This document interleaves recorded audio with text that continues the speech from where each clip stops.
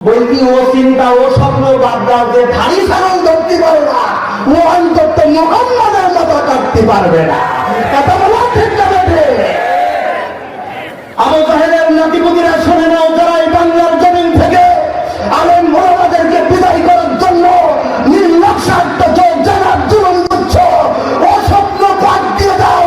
ধাড়ি ছাগল যখন ধরতে পারে না এই বাংলার জমিন থেকে আলেম ওলামাদের বিদায় করা তোমাদের দ্বারা সম্ভব হবে না। কথা বলা ঠিক না বেঠে? তোমার উত্তরসূরি নমরুদ পড়নি, আবু জাহিল পড়নি, হামান পড়নি, আবু সুফিয়ান পড়নি, অতএব তোমরাও কথা বলুন ঠিক না বেঠি? বলেন পারবে? সেটা বলেন পারবে? কোরআনের কথা বললি তোর অত জলের কে? হযরত ওমর তখন মুসলমান হয়নি। হযরত ওমর যাচ্ছে মুহাম্মাদের মাথা কাটতে। কি কাটতে? মাথা কাটতে। পদে মধ্যে বলতো না, মিশালে দেখা বলছে ওমর তুমি কনে যাও? বলছে আব্দুল্লাহ বেটা মুহাম্মাদের মাথা কাটতো। বলছি দেখো ওমর, তুমি আমার ছোটবেলার বন্ধু, আমার হাতে দেখি যাও কি? তোমার বলছিস কি তোমার হাতে? বলছি দেখে এটা হচ্ছে ছাগলের দড়ি। আমার একটা ছাগল খুঁজছি গেছে, দড়ি থেকে বার হয়ে ছাগল দৌড়াদৌড়ি শুরু করেছে। অনেক তারা আমি ছাগল ধরতে পারলাম। অমর আমার ছাগলটা তোমার তো ধরে দিতেই হবে। অমর বলছে তোর এত বড় স্পর্ধা, আমি ছাগল ধরি দেবো তার মানে? বলছো দেখো রাজা করি না, তুমি আমার ছোটবেলার বন্ধু অমর, ছাগল তোমার ধরে দিতেই হবে। তো হযরত ওমর বলতেছে আচ্ছা ঠিক আছে, তাহলে দড়ি দিয়ে তো ছাগল আমি ধরে দিচ্ছি। ছাগল কোন দিকে গেছে? এই দিকে গেছে। হযরত ওমর গিয়ে দেখে একটা জায়গায় খেজুরের পাতা খাচ্ছে। ওমর দেখে ধাড়ি ছাগল। কি ছাগল ধরে বলেন? আরো ধরে বলেন কি ছাগল? ধাড়ি ছাগল। তো ওমর তাড়া দেয়, ধাড়ি ছাগল দক্ষিণ দিকে যায়। ওমর যখন দক্ষিণ দিকে যায়, ধাড়ি ছাগল পশ্চিম দিকে যায়। ওমর 1 ঘন্টা দাঁড়িয়ে ধাড়ি ছাগল ধরতে পারেনি। বন্ধু নানির কাছে বলছিস বন্ধু অনেক চেষ্টা করলাম কিন্তু তোর ধাড়ি আমি ধরতে পারলাম না। বলছিস ওমর তুমি যেন কোন জায়গায় যাচ্ছিলে? বলছে মুহাম্মাদের মাথা কাটতে। বলছি ও চিন্তা ও স্বপ্ন বাদ দাও যে ধাড়ি ছাগল ধরতে পারে না ও অন্তত মুহাম্মাদের মাথা কাটতে পারবে না। কথা বলা ঠিক না বেঠে? আবু জাহেলের নাতিপুতিরা শুনে নাও, যারা এই বাংলার জমিন থেকে আলেম ওলামাদেরকে বিদায় করার জন্য নির্লক্ষ্যার্থ জানার জুলুম করছ, ও স্বপ্ন বাদ দিয়ে দাও।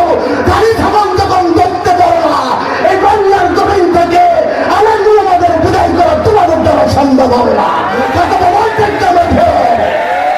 তোমার উত্তরসূরি নমরুদ পড়নি, আবু জাহিল পড়নি, হামান পড়নি, আবু সুফিয়ান পড়নি, অতএব তোমরাও কথা বলুন ঠিক না বেঠি? বলেন পারবে? সেটা বলেন পারবে? কোরআনের কথা বললি তোর অত জলের কে? তোর অত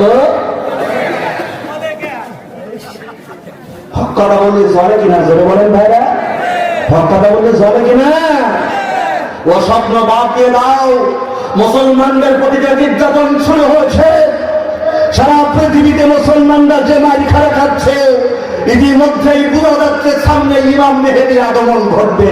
জোরে বলেন সুবহানাল্লাহ। কিয়ামতের আর বেশি ইমাম মেহেদী যখন আসবে, সারা পৃথিবীর মুসলমান একটি প্ল্যাটফর্মে দাঁড়িয়ে এই কোরআনের নেতৃত্ব দিবে, কোরআনকে পার্লামেন্ট গঠন করবে। আর তোমরা শুধু চাই দেখবা, তোমাদের করার কিছুই তোরা তো জানেন। সেদিন আমরাই দেবো নেতৃত্ব। কি জোরে বলেন ভাইরা? আমরা কি দেবো? আমরা কি দেবো? জোরে বলেন। আমরা নেতৃত্ব দেবো। ইমাম মেহেদী যদি আগমন করে, ওই ইমাম মেহেদীর সাথে যদি চোখ দিতে হয় চোখ দিব, যদি কান দিতে হয় কান দিব, নাক দিতে হয় নাক দিব, তাজা রক্ত দিতে হয় তাজা রক্ত দিব, কলিজা দিতে হয় কলিজা দিব, প্রাচীর মন্ত্র যদি জ্বলতে হয় প্রাচীর মন ফুলের মতো গ্রহণ করে নেব। কিন্তু কোন বাতিলের কাছে একটা সেকেন্ডের জন্য মতানত করবো না, মতানত করবো না। কারা কারা যাবেন দোয়া প্রসারিত করে জানায়।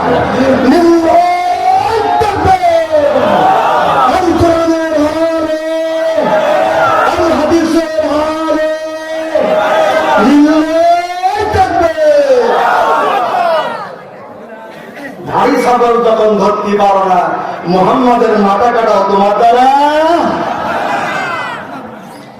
দাউদের পার্লামেন্টারে দাউদ যখন বাদশাহ সুন্দরী রূপসী ও বিউটিফুল অফার রমে খুব সুন্দর একটা চেহারা রূপসী নেই, শাড়ি নেই। তিনজন যুবক বলল, আমাদের একটু প্রস্তাবে রাজি হও, তোমাদের কিছুই বলবো না, ধন দেবো, বাড়ি দেবো, গাড়ি দেবো, সবকিছু দেবো, একটু শুধু রাজি হও। বলছে আমিও কাজ করতে পারবো না, আমিও কাজ করতে পারবো না। বলছি তাহলে কিন্তু তোমার বিপক্ষে মামলা দেবো। আচ্ছা ঠিক আছে, দেখ। এই কথাটা বোঝা গেল এই দেশে কিংবা অন্য দেশে কথাই যদি রাজি না হয় মামলা ঠিকই হয়। কথা বলুন ঠিক না ঠিক? তিনজন দাউদ আলাইহিসসালামের পার্লামেন্টে এসে বিচার দিল, অমুক জায়গায় একটা মহিলা আছে, অনেকদিন ধরে তার স্বামী নাই, প্রত্যেক দিন একটা কুকুর নিয়ে তার যৌন চরিতার্থ করার জন্য সে কুকুরের সাথে জেনা করে। ধরে বলেন নাউজুবিল্লাহ। এই তহমাত লাগিয়ে কুকুরের সাথে কি করে? ধরে বলেন জেনা করে। হযরত দাউদ আলাইহিসসালাম বলছে ওকে ধরে নিয়ে এসো। ওয়াদার ওয়াদার ওয়াদার ওয়াদার। দাউদ আলাইহিসসালাম সৈন্য দলকে পাঠিয়ে দিলেন, গিয়ে দেখে গভীর রজনীতে মহিলা তাহাজ্জুদ নামাজ পড়ে জিকির করতেছে, আল্লাহ আল্লাহ আল্লাহ লা ইলাহা ইল্লাল্লাহ, আল্লাহ আল্লাহ আল্লাহ লা ইলাহা ইল্লাল্লাহ। কি বলে বলেন? জিকির করে। তারপরে যারা দেখলো যে এই মহিলা এই এত রাত্রে তাহাজ্জুদের নামাজের মোনাজাতে বসে জিকির করতেছে, এই মহিলা অন্তত যা কোনোকে জিনা করতে পারে না। কথা বলুন ঠিক না ঠিক? এই জাতীয় দলের যে মানুষটি রাতের আধারে 65টা রাষ্ট্রের ভিতরে, বিশ্বের 65টা রাষ্ট্রের ভিতরে কোরআনের সুমধুর বাণী পৌঁছিয়েছেন, কোরআনের তাফসীরুল কোরআন মাহফিল করেছেন, এর জাতি জানে, এশিয়া মহাদেশ জানে, সারা পৃথিবীর মুসলমান জানে, ওই মানুষটা কিছু করলেও অন্তত জিনা করতে পারে না। কথা বলো ঠিক না ঠিক? দাউদ আলাইহিসসালামের বুখারীরা বুঝলো যে মহিলা অন্তত যাই করুক না কেন এ মহিলা জিনা করতে পারে না। ওদের ভিতরে যে প্রধান লিডার বলতেছে, দেখ প্রেসিডেন্টের ওয়ার্ডার যদি না ধরি চাকরি কিন্তু বাঁচাই পারবো না। চাকরি কি? আমি রামপুর গেছি মাহফিল করতে,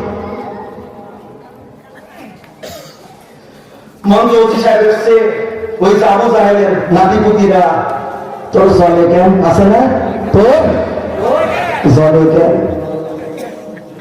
ওই দল লোক ফোন করি ওসি সাহেব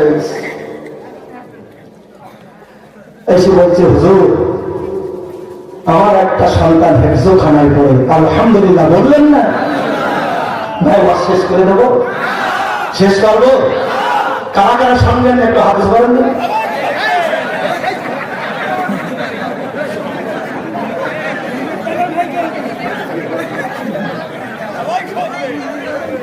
আপনারা শুনতে চান না নাকি?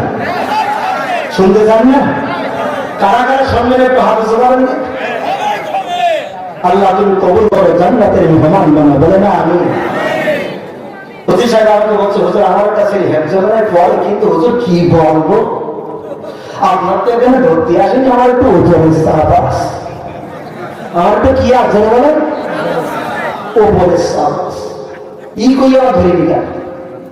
দাউদ আলাইহিসসালামের বহরে বলছে, উপরের চাপ আছে, অন্তত মহিলা জিনা করে আর না করে ও ধরে নিয়ে, ওর কি ধরে বলেন? ধরে নিয়ে জেলখানায় ঘর, ও ধরে এসে জেলখানায় ধরেছে। রায় রায় রায়, এই মহিলা তুমি সাক্ষী পেশ করো, কোন সাক্ষী আছে কিনা যে তুমি জিনা করিনি, আর তোমার বিপক্ষে 3 জন সাক্ষী আছে তুমি জিনা করিস। মহিলা বলছেন, ও দাউদ, আল্লাহর পয়গম্বর আল্লাহর নবী, ওই 3 জন সাক্ষী আছেন, ওরা 3 জন গত রজনীতে আমার কাছে গিয়েছিল আমার দেহ চরিতার্থ করার জন্য। ওদের প্রস্তাবে রাজি হয়নি বলে আজকে তোমার আদালতে আমার জন্য মিথ্যা মামলার দাও। তবে দাউদ শুনে নাও রে, শুনে নাও রে দাউদ, শুধু আমার জন্য মিথ্যা মামলা নেন। এই দুনিয়াতে যারা হকের পথে থাকবে ওরা যদি কথা না শোনে ওদের মিথ্যা মামলায় জেল খাটতেই হবে। কথা বলো ঠিক না বেঠে? দাউদ আমার কথা শোনা, মিথ্যা মামলায় আমি জেলের ভিতরে। দাউদ বলল, মহিলা সাক্ষী হাজির করুন। মহিলা বলল, দাউদ রে, এই তিনজন যখন আমার কাছে গিয়েছিলেন কেউ ছিল না, কিন্তু ও দাউদ, আকাশ তারকা জির মালিক তোমার আমার মালিক আল্লাহ, আল্লাহ আমার সাক্ষী, তুমি পাইকন্যার আল্লাহর কাছে জিজ্ঞাসা করুন সুবহানাল্লাহ। হযরত দাউদ বললেন, মহিলা সাক্ষী যদি উপস্থিত না করো তোমার রায় হয়ে যাবেন, রায় হয়ে যাবেন। চতুর সাইডে মহিলার খেলা করে ফেলেছে। মহিলার মাথার সামনে উদাহরণ যখন পাথর মারবে, মহিলা বললেন, দাউদ রে, তুমি কি আমার জীবনের শেষ ইচ্ছাটা পূরণ করতে পারবেন? দাউদ বললেন, বলো বলো তোমার জীবনের শেষ ইচ্ছা কি? বলে, দাউদ রে, আমার জীবনের শেষ ইচ্ছা হচ্ছে 2 রাকাত ছাড়া আমার রবের সাথে একটিবার আমি কথা বলতে চাই। আল্লাহু আকবার। ও দাউদ, আমাকে একটিবার আমার রবের সাথে কথা বলতে দাও। মহিলা উযু করে 2 রাকাত সালাত আদায় করলেন, আল্লাহকে বললেন, আলাইহিসসালামু বিআহকামিল হাকিম। আল্লাহকে বললেন, ও হাকিমের মালিক, পৃথিবীর রাজত্বের মালিক, তুমি দেখো মিথ্যা মামলায় দাউদের আদালতে আমি আসামি হয়ে গেছি। প্রধান দিনকাল থেকে যারা হকের পথে ছিল মিথ্যা মামলায় আসামি হয়েছেন। আমি আজ দাউদের ঘরে আসামি, দাউদের আদালতে আসামি। এমন একটা যুগ আসবে বাংলাদেশও, বাংলাদেশের আলেম ওলামা যখন কথা শুনবে না ওরা মিথ্যা মামলায় আসামি হবে। কথা বলো ঠিক না বেঠে? ও আমার আল্লাহ, তুমি শোনো, তুমি শোনো, তুমি হাকিমুল আহকাম রব্বুল আলামিন, তুমি ন্যায় নিষ্ঠা বিচার করো। আল্লাহ রাব্বুল আলামিন আরশে আজিম থেকে মহিলার ডাকটা শুনে নিলেন। জোরে বলুন সুবহানাল্লাহ। মহিলার মাথার সামনে পড়া হলো, তাকে পাথর মারা হবেন। মহিলা বিড়বিড় করে শুধু আল্লাহকে ডাকে, সুবহানাল্লাহ সুবহানাল্লাহ। আমার মুসলমান ভাইরা, যারা প্রকৃত ঈমানদার হয় ফাঁসের মঞ্চে ঝোলালেও তারা পৃথিবীর কোন বাতিলকে ভয় পায় না। কথা বলুন ঠিক না বেটি? যাদের হৃদয় আছে আল্লাহর ভয় তারা কবু পথ ভুলে যায় না। কথা বলুন ঠিক না বেটি? যাদের হৃদয় আছে আল্লাহর ভয় তারা কবু পথ ভুলে যায় না। আল্লাহর প্রেম ছাড়া এই দুনিয়ায় কারো কাছে কোনো কিছু চাই না। রাতের আধারে যারা সিজদাতে হয়, 2 চোখের অশ্রুতে বুক ভেসে যায়। রাতের আধারে যারা সিজদাতে হয়, 2 চোখের পানিতে বুক ভেসে যায়। ছলনার ভাছানি, ছলনার ভাছানি যতই দেখো পিছনে ফিরে থাকাই না। কথা বলো ঠিক না বেবি? যাদের হৃদয় আছে, কার নাম বলেন বলেন? যাদের হৃদয় আছে আল্লাহর ভয় তারা কবু পথ ভুলে যায় না। সুবহানাল্লাহ। ইচ্ছা হয় না? মহিলা বিড়বিড় করে আল্লাহর জিকির করেন। চতুর্থ সাইডে মানুষগুলি এগিয়ে হয়ে গেল, মহিলাকে পথর যখন মহিলাকে মাথার সামনে পড়তেছে, মহিলাদের পাথর মাপে মহিলার জিকির করেন, ওই পথে যাচ্ছেন হযরতে দাউদের ছেলে আল্লাহর এক পয়গম্বর হযরতে সুলাইমান। সুবহানাল্লাহ বলেন। সুলাইমান দেখেন আমার বাপের আদালতে পর্যন্ত যত ফাঁসির আসামি এসেছে, দুশমনেরা এসেছে, আসামি এসেছে, সকলে আমার বাবার কাছে জীবন ভিক্ষা চাই, সকলে আমার বাবার কাছে প্রাণ ভিক্ষা চাই। যখন তাকে মারা হয় কান্নাকাটি করে মারে বাবারে বলে চিল্লাই। কিন্তু এই মহিলার আজকে ফাঁসির মঞ্চে ঝুলিয়েছে, একটু পরে তাকে পাথর মারবে, তার মুখের ভিতরে মিষ্টি মিষ্টি হাসি, ওই আকাশের দিকে তাকিয়ে কারে জন্য ডাকে, আল্লাহু আকবার। ওই আকাশের দিকে তাকিয়ে কার জন্য ডাকে? ও মনে হয় রিকশায় আল্লাহকে ডাকে, আল্লাহকে ডাকে। সুলাইমান দূর থেকে ফলো করে, সুলাইমান দৌড়াতে দৌড়াতে এসে দাউদকে বলে, বাবা বিচার বন্ধ করো, বিচার বন্ধ করো। দাউদের মন্ত্রী মহিলাকে বলে, ও মহিলা এখনো তোমার সময় আছে। দাউদ হল আল্লাহর পয়গম্বর, দাউদের দিলটা বড় নরম। ও মহিলারে, দাউদের কাছে যদি তুমি প্রাণ ভিক্ষা চেতে পারো রে মহিলা, দাউদ তোমার প্রাণ ভিক্ষা দেবে। মহিলা বলতেছে, দেখো দেখো দেখো, এই পৃথিবীর মুসলমান যারা এক আল্লাহ ছাড়া প্রাণ ভিক্ষা চাই না তারা। সুবহানাল্লাহ বলে। আল্লাহ শোনো, মন্দির শোনো, আমি হচ্ছে মুসলমান। যারা বলেন কি আমি কি, যারা বলেন আমি হচ্ছে মুসলমান। দাউদের কাছে প্রাণ ভিক্ষা চাই না, পৃথিবীর কোন পার্লামেন্টে আমি ভিক্ষা চাই না। আমার যদি মরণ হয়ে যায়, ফাঁসির মত হয়ে যায়, করার মতো গ্রহণ করবো, কিন্তু আমি মুসলমান, প্রাণ ভিক্ষা চাবো না। কথা বলেন ঠিক না বেটে? আমার মুসলমান ভাইরা এই বাংলাদেশে বলুন, অন্য দেশে বলুন, যারা ইসলামী আন্দোলন করেছে এদের ফাঁসির মঞ্চে ঝুলিয়ে নিয়েছে, ফাঁসির মঞ্চ ধরে ফুলের মতো বরণ করে নিয়েছে। আগে পর্যন্ত কোন প্রেসিডেন্টের কাছে তারা জীবন ভিক্ষা চায় না। কথা বলো ঠিক না বেঠে? মহিলা প্রাণ ভিক্ষা চাইল না। দাউদ বলল বাবা, সুলাইমান বলল বাবা তাড়াতাড়ি করে বিচার বন্ধ করে দাও। বলো কেন কেন বাবা, কেন কেন বাবা বিচার বন্ধ করবো কেন? বলে আব্বা জান, যে তিনজন আপনারা সাক্ষ্য দিয়েছেন, ওই তিনজন সাক্ষীর সাথে আমি সুলাইমান একটু কথা বলতে চাই। আবার আপনারা একটু সুযোগ করে দিন। আর আপনি যদি এই মহিলার প্রতি না ইনসাফ না করেন,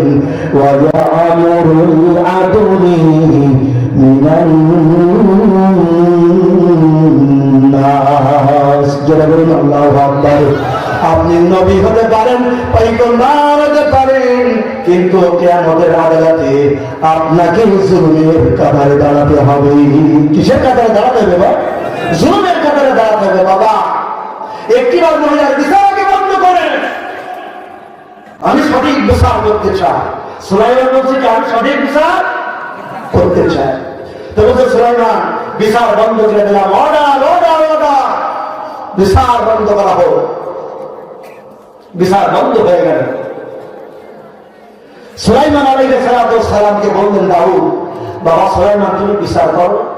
তা বলতে আব্বা বিচার যদি করতে গেলে তোমার চেয়ারটা একটু ছেড়ে দাও।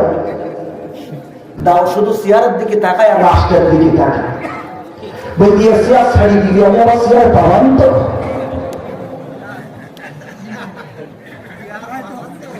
চেয়ার ছেড়ে দিবি, চেয়ার আমি আবার কি বলবেন পাবান তো?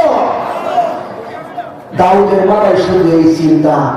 এ চিন্তা বর্তমানে আসে না নাই? যারা বলেন, আরো যারা বলেন আসে না না? আমরাও বলি যে মরিগিরি তো চেয়ারটা সাথে দিয়ে দেবো। কথা বলে ঠিক না বেটে? চেয়ার একটু ছেড়ে দিয়ে বাংলাদেশে একটা আন্দোলন করি দেয়। আমরা বাংলার তাওহীদি জনতা তোকে চেয়ারে থাকতে দেবো না। কথা বলে ঠিক না বেটে? একটু ছাড়িয়ে দিয়ে আসছে কি আমার বাপ দেখে কি তাও চিন্তা করতে সিয়ার ছেড়ে দিবি পাওয়ান তো এরকম কিছু লোক আছে না ভাই আরো যেমন আছে না ঢুকিরা তো চলে কে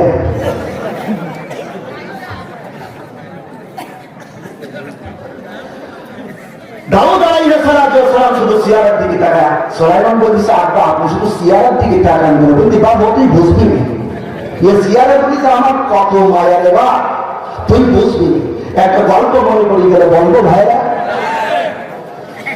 এক ছেলে গেছে এক বাজারে বড় সেই বাপে সেই সিয়ার একদম অবিকার বাপের মতো দেখতে তো ওই বাজারে জাতি জাতি এক দোকানদারের কাছে গিয়ে দেখে একটা আয়না তো ছেলে জীবনে আয়না দেখিনি ওর মা বাবা ওই দুগুষ্টি কেউ কোনোদিন আয়না দেখিনি তো আয়নাটা ধরি যখন সামনে নিয়েছে তখন ওর সিয়ার আয়নার ভিতরে দেখা যাচ্ছে ওর বাপেরও দেখি সেই সিয়ার একদম অবিকাল বাপের মতো বলতি উনি আব্বারে এতদিন কি বলতাইছিলি আপনার কি পড়েছিল আপনি এতদিন তোর আমি খুঁজি খুঁজি ভাইরাল হয়ে গেলাম তো ও সিয়ার ওর আয়নার ভিতরে দেখা যাচ্ছে বাপের মতো সিয়ার আছে আর আপনি পড়েছিল এতদিন দোকানদার শুধু বলতেছে আয়না দিকে সুমো দেয় কেন দোকানদারের কাছে তোমরা এতদিন আমার বাবার শরীর দেখি চাই না তোমরা খুব বদমাইশ বলছি তোর বাবা তুই বাড়ি নিয়ে যাবি তো বলছি হ্যাঁ আমার বাপের বাড়ি নিয়ে যাবো বাবা তোমার দোকানে ঠিক যাবো তবে তুই 1 লাখ টাকা নিস কি যা দোকানদারের সুযোগ পেয়ে মতো মেয়াদারের মতো পাগল তো আপনি এমন টাকা পয়সা জোগাড় করে আয়নাটা বানিয়েছি বাক্সের মধ্যে রেখে দিয়েছে যে প্রত্যেকদিন সকালে বের করে আর বলে আব্বা তুই ভালো থাক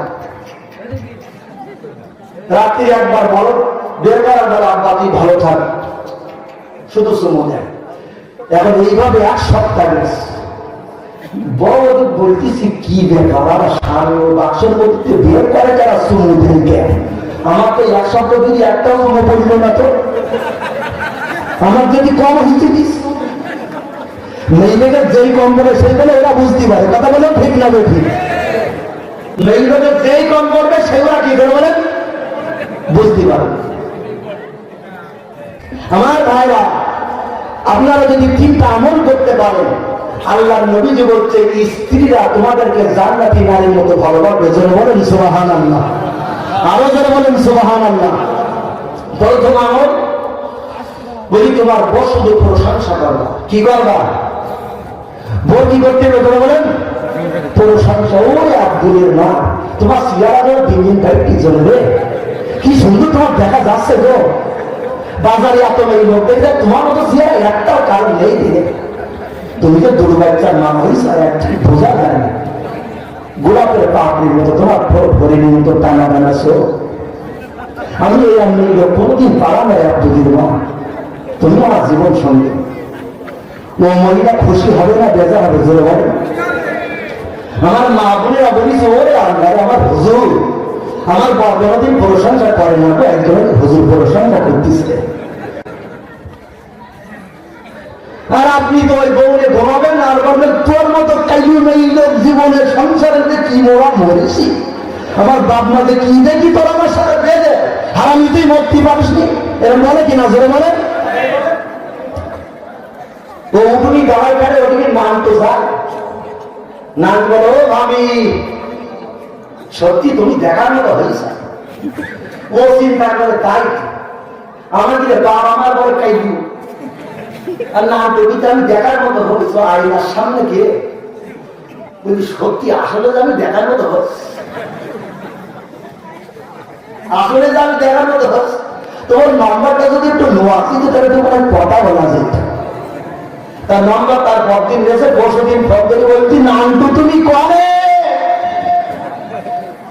বলছি ভাবে আমি মাঠের ক্রিকেট খেলা বলছি ওদিক তোমার খেলা বলতে হবে তুমি বাড়ির দিকে কি খেলা আসলে না এদের বলেন আসলে না বলছি স্ত্রীকে যদি জান্নাতের বাগান বানাতে চাও তাহলে প্রথম কি স্ত্রী কি করতে হবে বলেন প্রশংসা তোমার হরিণীর মতো স্ত্রীর একজন আপনার খুব মহাব্বত করবে দ্বিতীয় হচ্ছে যে আপনি স্ত্রীর পছন্দের জিনিস কিনে দেবেন স্ত্রী একটা লিপস্টিক সাইজ কিনে দেবেন মা বোনেরা বলতে ওরে আল্লাহ আমার সোনার হুজুর রে হুজুর গোয়ালদের কাছে কিছু চাইল কিনে দিতে চাই না কি আমার সোনার হুজুর এতদিন কম দাঁড়াইছে,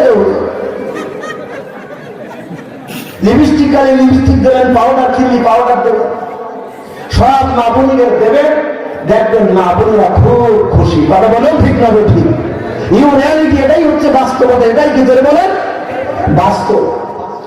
আল্লাহ নবীজি বলছেন তৃতীয় নাম্বার আছে স্ত্রীদের এই যে ডান হাত, কত কে কি হাত ধরে বলেন ভাইয়া, মনোজাত করে দেবো ভাইয়া, মনোজাত করবে নাকি? এই যে ডান হাত, এইখানে আল্লাহ রাসূল বলছেন মেয়েদের 19টা সেরা আছে। সুবহানাল্লাহ জোরে বলেন। কয়টা সেরা জোরে বলেন? 19টা সেরা আছে। আপনি এই হাদিস জীবনে শুনেন নাই, মিশকাতুল মাসহাবির হাদিস। আল্লাহ নবী বলছেন এইখানে মেয়েদের 19টা সেরা আছে, আর এই 19টা সেরার ভিতরে আল্লাহ পাক ভালোবাসা লুকিয়ে রেখেছেন। জোরে বলেন সুবহানাল্লাহ। এইখানে যদি আপনি কোন মহিলার চুমু দিতে পারেন, আল্লাহ নবী বলছেন তোমার ওই সংসারকে জান্নাতের বাগান আল্লাহ বরাদ্দ দিয়ে দিবেন। জোরে বলেন সুবহানাল্লাহ। আর আমরা তো চুমু টুমু দেওয়া দরকার শুধু প্রসাস, শুধু মায় কি ধরে বলেন, শুধু কি মায় মান্য স্ত্রীদের মারা যাবে না। কি ধরনের স্ত্রীদের কি করা যাবে না ধরে বলেন, মারা যাবে না। মা বুড়া বলছি হুজুর একটা পাইছে আমার একদম ফাটাই দিতেছে, আর এই হুজুর মারামারি বন্ধ করে দিতেছে, ওর আমার সোনার হুজুর রে। তবে আল্লাহ নবীজি বলছেন মাদের সাথে একটু নাই কি দা আসার দেন না করুন আসার দিয়ে মারবেন ভাইরা। কত বিঘা? হ্যাঁ, আর এই যে 1 বিঘা মানে 1 হাত লাঠি দিয়ে আপনি মারবেন, ওই মারবেন গলায়ও মারা যাবে না, পিঠেও মারা যাবে না, পায়েও মারা যাবে না, হাইটের মাঝখানে আর নাভির এই নিচে যে জায়গা আছে ওই জায়গায় মারা যাবে। এখন কোন জায়গায় আপনারা বুঝি না, কোন মা বোন যদি বাতের রোগ হয় আর 1 হাত লাঠিতে যদি আপনি সারাদিন পিঠের বলি স্বামী তুমি পিঠু আমার বাপের ব্যথা ভালোই জিতিস, কি আনন্দে বাঁচতি রে স্বামী তুমি পিঠু। কথা বলেন ঠিক না বেঠি? 1 হাত লাঠিতে মারা যায়, যেভাবে মারা যায় 1 হাত লাঠিতে মারতে হবে। এই মাসলা যখন রং করে দিছি বলতে হুজুর ও কৌশল আমি জানি, কিরাম করে মাইকি আর আমি কিরাম করি চাচা বলছি আমি এই রাগ করবো, আমি খোসা মারবো খোসা।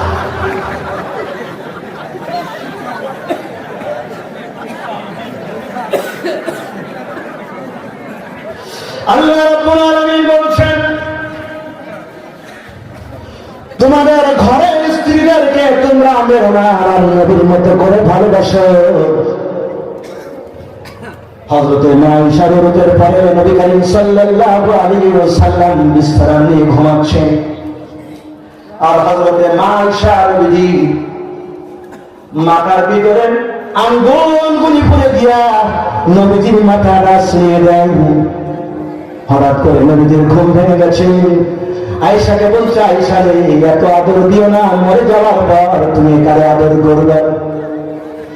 সাথে সাথে নবীজির মুখখানে এসে ধরেছেন আয়েশা ও আমার কলিজার টুকরা স্বামী, প্রাণের স্বামী, এমন কথা বলো না।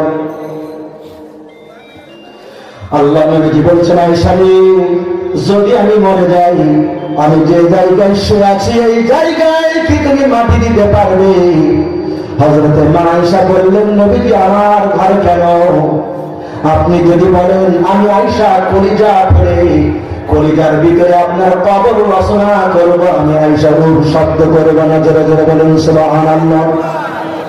আল্লাহ নবীজি মারা গেছেন, আল্লাহ নবীজি আজ পর্যন্ত আয়েশার ঘরে ঘুমিয়ে আছেন। জোরে বলেন সুবহানাল্লাহ। কার ঘরে? জোরে বলেন। আয়েশার ঘরের ভিতরে নবীজির মাটি দেওয়া হলো। নবীজি মৃত্যুর পর আয়েশা 13 বছর বেঁচে ছিলেন। ওই 13 বছর হযরতে আয়েশা নবীজির কবরের পরে মাথাটা রেখে আয়েশা ঘুমাতেন। সুবহানাল্লাহ জোরে বলেন। আয়েশা 13 বছর ধরে নবীজির কবরের পরে মাথা রেখে ঘুমিয়েছেন। জোরে বলেন সুবহানাল্লাহ। স্বামী যদি এই দিনটা আমল করতে পারেন, স্ত্রীকে প্রশংসা করতে পারেন, স্ত্রীর চাহিদা মতো জিনিস কিনে দিতে পারেন, আর ডান হাতের এই জায়গায় চুমু যদি আপনি খেতে পারেন, আপনার সংসারটা জান্নাতের বাগান হয়ে যাবে। আর মা বোনেরা যদি তিনটা আমল করতে পারে, ওই স্বামী জীবনে পশ্চিম কালো পরকিয়া করবে না। জোরে বলেন সুবহানাল্লাহ। কি করবে? অনেক স্বামী পরকিয়া করে কিনা? জোরে বলেন। ঘরে সুন্দর ব্যবস্থা আর ওই যে মানুষের থাকে তার বসাতে লাইন করিস আছে না নাই? জোরে বলেন। তিনটা কাজ যদি কোনো মহিলা করতে পারে তার স্বামীকে বলে পরকিয়া কি পরকিয়া করবে না। প্রথম হচ্ছে মাঝে ছেলে স্বামীকে ফোনে চুমু খাবে। কি করবে? জোরে বলেন। পুরুষের নিচের ফোনের ভিতরে আল্লাহ পাক ভালোবাসা লুকিয়ে রেখেছেন। সুবহানাল্লাহ। জোরে বলেন। যদি কোনো মেয়ে লোক তার স্বামীর নিচের ফোনে চুমু খায়, আল্লাহ পাক বলছে ওই স্বামী জীবনে পশ্চিম কালে পরকিয়া করবে না, ওই সংসারকে আমি জান্নাতের বাগান বানাবো। সুবহানাল্লাহ। জোরে বলেন। বলতে হুজুর আপনি যে কথা বলেছেন ও আমি মানতে পারলাম না। বলতে কেন না? বলতে হুজুর স্বামী ঠোঁটে আমি চুমু খাবো কিরাম করে? স্বামী শুধু বিড়ি খায়, ও কাজ আমি করতে পারলাম না।